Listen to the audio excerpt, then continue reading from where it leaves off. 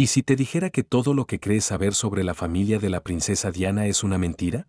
Todos conocemos la versión de cuento de hadas.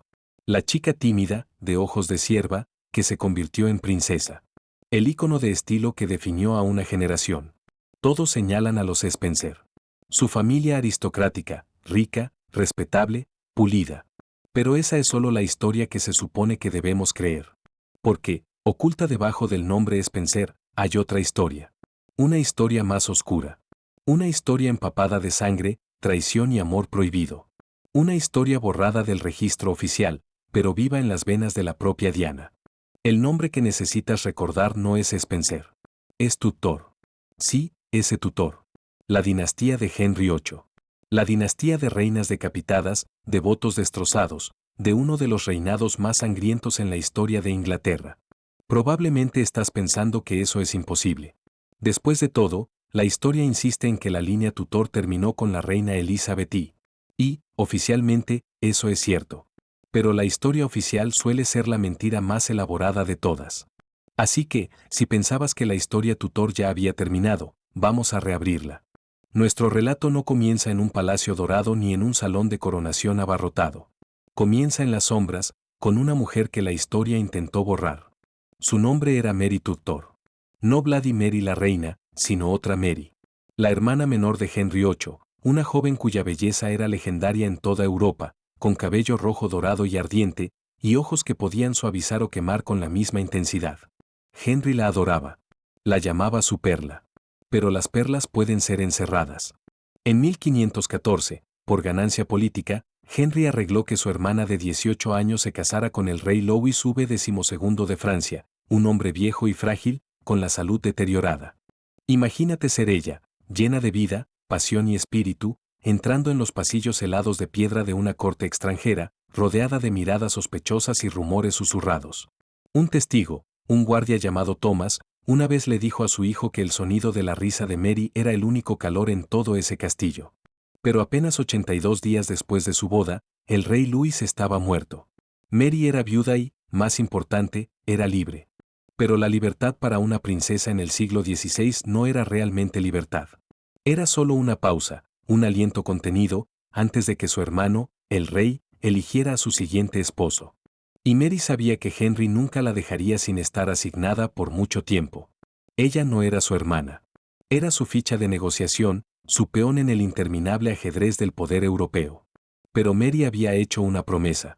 Una promesa peligrosa, traicionera, una promesa de traición. Antes de ser enviada a Francia, se había enamorado profundamente de Charles Brandon, duque de Suffolk, el amigo más cercano de Henry, un hombre cuya estrella ascendía rápido en la corte. Él no era de sangre real, pero tenía el oído del rey. Tenía el corazón de Mary. Habían jurado que, si el destino la dejaba viuda, ella elegiría a su segundo esposo por sí misma. Lo elegiría a él. Desafiar a Henry VIII era una sentencia de muerte. Pero por amor, algunos riesgos valían la pena. Cuando la noticia de la muerte de Louis llegó a Inglaterra, Henry se movió rápido. Envió a Charles Brandon a Francia con órdenes: escolta a mi hermana viuda de regreso a casa. Pero había otra orden, no dicha, y sin embargo afilada como una hoja. No la toques. Henry sabía de su afecto. Y así, como señal de confianza, presionó en la mano de Charles un pesado anillo de sello de oro. Esto, le dijo, es mi fe en ti. No la traiciones. Imagina a Charles en ese barco, con el rocío del Canal de la Mancha en el rostro, con el peso de ese anillo ardiendo en su bolsillo. Estaba dividido entre dos lealtades: el rey que le había dado todo y la mujer que era su única oportunidad de verdadera felicidad. Elegir a Mary era arriesgar la muerte. Obedecer a Henry era traicionar al amor mismo. Cuando Charles llegó a la corte francesa, encontró a Mary cubierta de luto, sus aposentos envueltos en terciopelo negro. Y, aún así, cuando sus ojos se encontraron, el duelo se derritió en otra cosa: reconocimiento, desesperación, una súplica. Esa noche, Mary lo confrontó. Ya no era una chica tímida. Seguía envuelta en seda. ¿Te casarás conmigo?, exigió. No era una pregunta. Era un ultimátum. Charles vaciló, advirtiéndole de la ira de Henry, de la Torre de Londres, de la hoja del verdugo. Le recordó a Edmund Dapole, un hombre al que Henry había ejecutado simplemente por existir como una amenaza distante al trono. pero Mary no cedería. Si no te casas conmigo ahora, susurró con fiereza, me llevarás de vuelta a Inglaterra, y me obligarán a otro matrimonio, y me aseguraré de que el rey sepa que fuiste tú quien me rechazó. Le diré que le rompiste el corazón a su hermana. Fue una jugada maestra de manipulación. Lo atrapó entre dos condenas.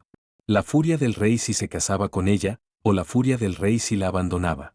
Y así, en una diminuta capilla en las afueras de París, con solo un viejo sacerdote tembloroso y unos cuantos sirvientes aterrados como testigos, desafiaron a un rey. Mientras Charles deslizaba un anillo prestado en el dedo de Mary, una ráfaga de viento abrió de golpe las puertas de la capilla, apagando la mitad de las velas y hundiendo la habitación en sombras. El padre Michelle jadeó ante el presagio. Estaban casados y estaban condenados. El viaje de regreso a Inglaterra fue un tormento. Cada quejido de los maderos del barco sonaba como el hacha arrastrándose contra el bloque. Cada ola estrellándose contra el casco se sentía como el puño de Henry golpeando la puerta. Apenas podían comer. No podían dormir. Carta tras carta fue redactada para el rey. Súplicas de misericordia, ofertas de joyas y dawi, trueques desesperados por sus vidas. Mary escribió sobre el amor de Henry por ella, recordándole promesas de hacía mucho. Charles escribió al cardenal Wolsey, el consejero implacable de Henry conocido como Alter Rex, el otro rey, rogándole su intervención.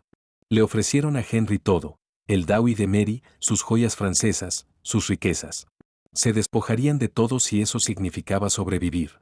Pero cuando su barco desembarcó en Dover, el recibimiento fue más frío que el mar. No hubo estandartes, ni vítores, solo un puñado de funcionarios. Uno de ellos, Sir Giles, un hombre fornido de ojos de pez, se negó a dirigirse a Mary como su gracia. En cambio, miró a Charles con una mezcla de lástima y desprecio. El mensaje era claro, ya no eres el amigo del rey. Eres un traidor. Fueron citados a Londres, no como invitados de honor, sino como prisioneros. La historia de su matrimonio secreto se propagó como fuego. Para cuando llegaron a la capital, toda la corte zumbaba, y en el centro de todo estaba Henry VIII, más furioso de lo que jamás había estado. Porque esto no era solo desobediencia. No era solo traición. Esto era personal. Mary era su hermana. Charles era su compañero más cercano. Juntos, lo habían hecho quedar como un tonto ante Europa. Y Henry VIII no era un hombre que tolerara a los tontos. Lo que les esperaba no era una reunión real. Era juicio. Y en la corte de Henry, el juicio siempre se escribía con miedo. El camino de Dover a Londres debería haber sido una procesión real. En cambio, fue una marcha hacia la muerte. En cada parada del trayecto, Mary y Charles fueron confinados a sus habitaciones. Ya no los trataron como nobleza, sino como prisioneros deshonrados. Sirvientes que antes se inclinaban profundamente ahora evitaban su mirada, susurrando tras sus manos. Una noche, un mozo de establo llamado Finn, que antes había idolatrado a Charles Brandon, deslizó una nota debajo de su puerta. No eran palabras, sino un dibujo burdo, la Torre de Londres. Dos figuras de pie sobre el cadalso. El mensaje era inconfundible. Todo el país esperaba su ejecución. Cuando por fin llegaron a Londres, no había multitudes esperando, ni gritos de bienvenida, ni burlas de desprecio. Solo silencio. Los separaron de inmediato. A Mary le asignaron hermosos aposentos llenos de flores y bandejas de plata con comida, pero las puertas estaban cerradas por fuera. Era una jaula envuelta en terciopelo. A Charles lo llevaron a una cámara desnuda de piedra con una sola ventana enrejada. Desde allí no podía ver nada más que un muro interior en blanco. Su mundo se redujo a 4 paredes y a sus propios pensamientos, que lo devoraban. Ese fue el primer movimiento de Henry. No el hacha, no el calabozo, sino el aislamiento. Quería que el miedo se los comiera vivos desde dentro. Durante semanas, no oyeron nada. Ningún juicio, ninguna palabra de misericordia, solo silencio. Un silencio tan pesado que se volvió algo vivo. Finalmente llegó la citación, pero solo para Charles. Lo condujeron a través del laberinto de corredores del Palacio de Greenwich. Las paredes estaban cubiertas con tapices que representaban las gloriosas batallas de Henry, sus triunfos reales. Cada escena parecía burlarse de él mientras caminaba hacia su destino. No era el salón del trono. No era una corte de nobles. Era un pequeño estudio privado. Y allí estaba Henry VIII, detrás de un enorme escritorio de roble. No estaba gritando. No estaba rugiendo. Eso habría sido misericordioso. En cambio, estaba calmado. Se limpiaba las uñas con una daga como si el destino de Charles fuera un detalle casual. Durante un minuto entero, Henry no dijo nada. Dejó que Charles se quedara ahí, sudando la ropa, con el corazón golpeando como tambor. Luego, con una voz casi suave, habló. Charles, mi amigo, el hombre que levanté desde la nada, ¿de verdad pensaste que no me enteraría? Señaló una silla. Charles se sentó, con las rodillas débiles. Henry se inclinó hacia adelante, con la daga aún en la mano. Conoces la ley. Casarte con una princesa, la hermana del rey, sin consentimiento, eso es traición. Y el castigo por traición es la muerte. El verdugo afila su hacha cada mañana. A veces le pregunta a su esposa, ¿quién será hoy? Me pregunto. Henry dejó las palabras colgando en el aire como un lazo. Luego sonrió, fríamente. Pero tu cabeza me vale menos en una pica de lo que tu vida me vale como deuda. Henry se levantó, caminando hacia la ventana. No solo te has llevado a mi hermana, dijo. Te has llevado mi autoridad. Me has hecho quedar como un tonto ante toda Europa. Eso, Charles, jamás lo perdonaré. Pero te dejaré vivir. Entonces llegó el castigo. Primero, el dinero. Mary y Charles devolverían hasta el último penique de su Dowry francés. Firmarían la cesión de los ingresos de sus propiedades. Serían nobles solo de nombre, pero mendigos en la realidad. Segundo, la humillación. Serían obligados a volver a casarse públicamente frente a toda la corte, arrodillándose ante Henry para suplicar perdón. Su historia de amor no sería recordada como desafío. Sería exhibida como sumisión. Pero la condición final fue la más cruel de todas. Sus hijos, dijo Henry, con la voz dura como piedra, vivirán porque yo lo permito. No llevarán ningún reclamo, ningún título real. Serán vigilados. Su matrimonio queda aprobado por mí. Querían una familia de amor. La tendrán. Pero será una familia encadenada a mi corona. Nunca serán libres. Charles salió de esa habitación roto. Había entrado temiendo la muerte. Salió condenado a algo peor, una vida entera de servidumbre al hombre que más lo despreciaba. Y así, Mary y Charles siguieron viviendo. Tuvieron hijos juntos. 2 hijas que sobrevivieron hasta la adultez, Francis y Eleanor. En la superficie, su vida parecía envidiable, ropa fina, banquetes, una gran casa. Pero todo era una actuación, una obra cuidadosamente montada para un solo público, Henry VIII. Cada decisión, cada conversación, cada invitado, era monitoreado. Su mayordomo, el maestro Croft, parecía leal, pero en verdad era el espía del rey, enviando informes a Londres cada 15 días. Westhorpe Hall, su hogar, no era un santuario. Era una prisión con flores en las ventanas. Y sus hijos crecieron en esta extraña dualidad, privilegiados, pero perseguidos por fantasmas. Eran nietas de un rey, sobrinas de una reina. Pero tenían prohibido hablar de ello. Su sangre real no era una bendición. Era una maldición. Francis, la hija mayor, heredó el fuego de su madre, orgullosa, de voluntad fuerte, sin miedo. Pero ella también quedó atrapada en la red de Henry. Cuando llegó a la edad, su matrimonio no era suyo para elegir. Fue arreglado por la corona, una unión cuidadosa destinada a controlar la peligrosa sangre tutor que corría por sus venas. La casaron con Henry Grey, marqués de Dorset. Un buen partido, respetable, pero no brillante, no amor. Era una jaula con barrotes de seda. Mary y Charles solo pudieron mirar con agonía como su propia rebeldía, su lucha por la libertad, le era negada a su hija. Esta era la venganza de Henry. No era solo contra ellos. Era contra sus hijos. Francis y Henry Grey tuvieron 3 hijas, Jane, Catherine y Mary. 3 niñas cuya sangre llevaba tanto promesa como peligro. La más famosa, por supuesto, fue Jane, la niña brillante y amante de los libros que un día sería conocida como la reina de 9 días. Para entonces, Henry VIII ya estaba muerto. Su hijo enfermizo Edward VI estaba en el trono, controlado por lores protestantes aterrados por la hija católica de Henry, Mary Tudor, más tarde llamada Bloody Mary. Necesitaban un heredero alternativo, alguien con sangre Tudor, pero fe protestante. Y así recurrieron a Jane Grey. Solo tenía 16 años. Ella quería libros, no coronas. Quería estudio, no política. Pero sus padres y sus aliados habían cerrado un trato con el ambicioso duque de Northland. Jane se casaría con su hijo. Jane sería reina. Ella lloró. Suplicó. Pero nadie escuchó. fue arrastrada por la ola de ambición. En julio de 1553, Jane fue proclamada reina de Inglaterra.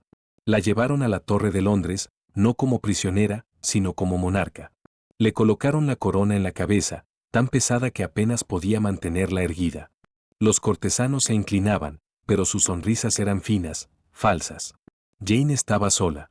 Su dama de compañía, Tilly, recordaría más tarde que la única vez que Jane sonreía era cuando leía una carta de su viejo tutor. Por un breve instante, no era una reina. Era solo una chica otra vez. Pero el reino no se unió a ella. Se unió a Mary Tudor, la hija mayor de Henry, cuyo reclamo era innegable. En 9 días, el reinado de Jane terminó. Northumberland fue ejecutado. Jane, su esposo y su padre fueron arrestados. Y, en un acto final de crueldad, Frances, la madre de Jane, abandonó a su hija, rogándole a la nueva reina Mary por su propia vida mientras dejaba a Jane enfrentar el bloque sola. En febrero de 1554, Jane miró desde la ventana de su torre mientras llevaban a su joven esposo a su ejecución. Vio el carro traer de regreso su cuerpo sin cabeza, pasando frente a sus aposentos. Unas horas después, fue su turno. 17 años, calmada, digna. Subió al cadalso con los ojos vendados, pero cuando estiró la mano buscando el bloque, no pudo encontrarlo. ¿Qué debo hacer?, gritó en pánico. ¿Dónde está? Un guardia guió sus manos hacia la madera fría. Y allí, en un último y terrible momento, la línea de sangre nacida del amor prohibido de Mary Tudor y Charles Brandon pagó el precio. La hoja cayó. La nieta de la hermana de Henry VIII yacía muerta. La venganza del rey estaba completa. O eso parecía. La ejecución de Lady Jane Grey debería haber sido el final. Un punto final sangriento en una historia que se había extendido por generaciones. Pero las líneas de sangre son cosas obstinadas. Henry VIII pudo haber creído que destruyó el legado de Mary Tudor cuando la cabeza de Jane rodó en el cadalso. Pero olvidó algo: Jane tenía hermanas, Catherine y Mary Grey, y sus vidas demostrarían que la maldición de esta línea de sangre no había terminado. Resonaría durante siglos. Catherine Grey era todo lo que su estudiosa hermana Jane no era: vivaceous, encantadora y, según todos, sorprendentemente hermosa. Pero llevaba la misma herencia peligrosa, sangre Tudor. Bajo la reina Elizabeth eso era letal. Elizabeth famosamente se negó a casarse o a nombrar un heredero. Eso significaba que Catherine, como la descendiente principal de la hermana menor de Henry VIII, era vista por muchos como la heredera legítima, presumptive. Era una alternativa viva a la propia reina. Y Elizabeth, como su padre, era paranoica hasta el núcleo. Catherine conocía el peligro. Había visto a su hermana Jane morir por una corona que nunca quiso. Debería haberse quedado callada, invisible. Pero se enamoró. Su nombre era Edward Seymour. Se casaron en secreto. Y cuando el embarazo de Catherine se volvió imposible de ocultar, la furia de Elizabeth estalló. La reina no la ejecutó. No. Eligió un castigo más cruel. Elizabeth declaró inválido el matrimonio de Catherine, ilegítimos a sus hijos. Y luego la encarceló, moviéndola de un castillo sombrío a otro, sin permitirle ver a su esposo otra vez. Catherine se consumió, muriendo con apenas 27 años, oficialmente de enfermedad, en verdad, de un corazón roto. La menor, Mary Grey, nació con enanismo y la columna torcida. La corte se burlaba de ella, tratándola como una figura inofensiva, sin amenaza para nadie. Pero Mary también llevaba el fuego Tudor. Y, como sus hermanas y como su great grandmother antes que ella, se atrevió a casarse por amor. Su elección, un hombre muy por debajo de su posición. El ser Jean Porter de la reina, esencialmente el dormán del palacio. Elizabeth no se divirtió. Por este acto, Mary también fue puesta bajo arresto domiciliario. Separada de su esposo durante años, murió en la oscuridad, otra víctima de una maldición que había comenzado con un matrimonio secreto en Francia generaciones antes. El mensaje de la corona era brutalmente claro: esta línea de sangre nunca sería permitida prosperar. Sería encarcelada, despojada, diluida hasta convertirse en nada. Y, por un tiempo, funcionó. Los hijos sobrevivientes de Catherine Gay fueron declarados ilegítimos. Fueron despojados de su proximidad real, reducidos a pequeña nobleza. Sus descendientes se convirtieron en hacendados rurales, sacerdotes de parroquia, esposas de clérigos. La sangre ardiente Tudor se adelgazó, se olvidó, se escondió en los pliegues de la sociedad inglesa. Pero las líneas de sangre tienen una manera de encontrar grietas, de sobrevivir en silencio. Pasaron siglos. Los Tudor se desvanecieron en la historia. Los Stuart subieron y cayeron. Los Annavarians reclamaron el trono. Y la sangre Grey, la sangre de Mary Tudor, se deslizó silenciosamente hacia otro apellido, Spencer. Durante generaciones, los Spencer no fueron reales, ni siquiera cercanos. Eran ricos granjeros de ovejas, terratenientes con reputación de estabilidad y buen sentido para los negocios. Respetables, pero poco notables. Y, sin embargo, en lo profundo de su árbol familiar, oculto como una inscripción olvidada en un viejo relicario, corría la sangre de Mary Tudor, Charles Brandon, Jane Grey y Catherine Grey. Sobrevivió, esperando. Avancemos hasta el siglo XX. John Spencer, el octavo conde Spencer, tuvo una hija, una chica callada, tímida, con ojos azules luminosos. Trabajaba como asistente de jardín de niños, muy lejos del brillo de la vida real. Su nombre era Diana Francis Spencer. Ese segundo nombre, Francis, no fue elegido al azar. Era un nombre familiar transmitido desde su ancestro, Francis Brandon, la hija de Mary Tudor y Charles Brandon. Cuando Diana se casó con el príncipe Charles, heredero del trono británico, el mundo lo llamó un cuento de hadas, una plebeya casándose con la realeza. Pero no era eso en absoluto. Era el giro más irónico de la historia. La línea de sangre que Henry VIII intentó borrar, la familia a la que humilló, encarceló y avergonzó hasta la oscuridad, ahora regresaba al corazón de la monarquía. A través de Diana, la sangre de Mary Tudor volvía a fluir hacia la línea real. A través de ella, el legado genético de desafío y tragedia era restaurado. Su hijo, el príncipe William, ahora heredero al trono, lleva esa sangre. La misma sangre que Henry VIII una vez consideró no apta para el poder. La misma sangre que vio a una chica de 17 años ejecutada en un cadalso. La misma sangre que reinas intentaron suprimir y que reyes intentaron borrar. Ha regresado. Se sentará en el trono. La historia rara vez es una línea recta. Más a menudo, es un círculo. La elección de Mary Tudor de casarse por amor desafió a un rey. Dio origen a una línea de sangre maldita por el miedo, la humillación y la muerte. Durante generaciones, esa línea fue castigada, despojada de estatus, obligada al silencio. Y aún así resistió. Y siglos después regresó, no como una amenaza al acecho en las sombras, sino como la madre de un futuro rey. Así que la próxima vez que mires a la princesa Diana o a sus hijos, William y Harry, mira más profundo, más allá de los Spencer, más allá de los Windsor. Mira el fantasma de otra familia. Mira a Mary Tudor, la chica que eligió el amor sobre el deber. Mira a Charles Brandon, que arriesgó todo por ella. Mira a Lady Jane Grey, la reina niña que caminó con valentía hacia su muerte. Mira a Catherine y Mary Grey, que sufrieron en silencio por el amor que se negaron a rendir. Su historia no desapareció. Simplemente esperó. Esperó hasta que una joven tímida llamada Diana la trajo de vuelta a casa. Quizá por eso Diana tocó al mundo tan profundamente. No era solo la princesa del pueblo. Era algo más antiguo, algo más oscuro, algo desafiante. Era la venganza de los Tudor. Una línea de sangre una vez enterrada, una vez rota, de pie otra vez bajo los reflectores. Una historia que comenzó en una capilla polvorienta en Francia hace más de 500 años, sellada con una promesa secreta, todavía vive en los ojos de un futuro rey.